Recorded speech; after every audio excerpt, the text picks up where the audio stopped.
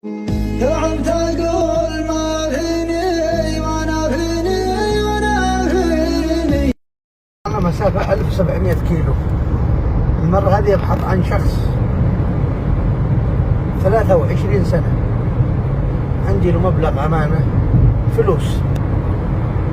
هذول الشخصين واحد الحمد لله تخلصت منه، واحد أدور وراه. طبعا قبل 23 سنة تعرفت عليهم في الإمارات. كنت محتاج أنا مبلغ مالي، ما قصروا سلفوني. راحت الأيام راحت الزمان وعلى حدود الإمارات، يعني طلعت من حدود اليمن إلى حدود الإمارات قريب 1400 1600 كيلو.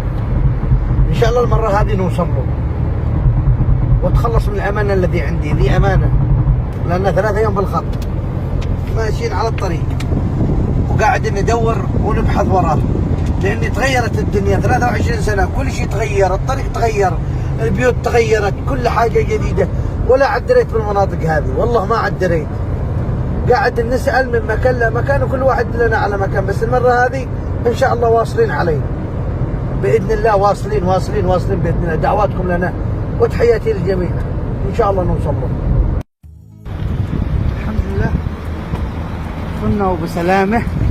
وصلنا وبسلامة لصاحب الأمانة. اليوم جمعة وسوينا له مفاجأة، قلنا له نحن زباين عندك 23 سنة، تعال نشوف بيعرف فيه ولا لا. تعال.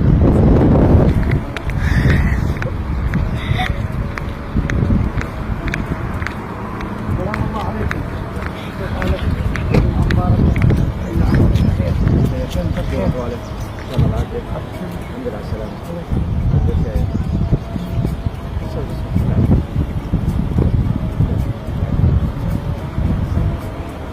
23 سنة أعطاني أمانة، أعطاني مبلغ مالي 23 سنة ولا حول ولا قوة.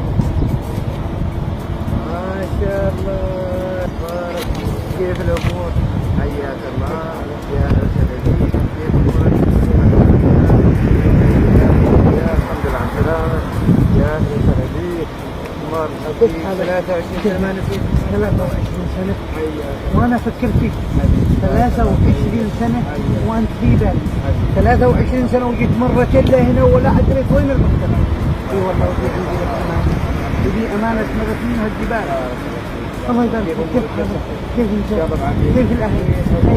سامحنا احنا نصور ذكريات. الله يحفظك ويستر عليك. والله بارك يا بطل. كيف أمورك؟ يلا بعافية. حياك الله. من اسمك؟ ها؟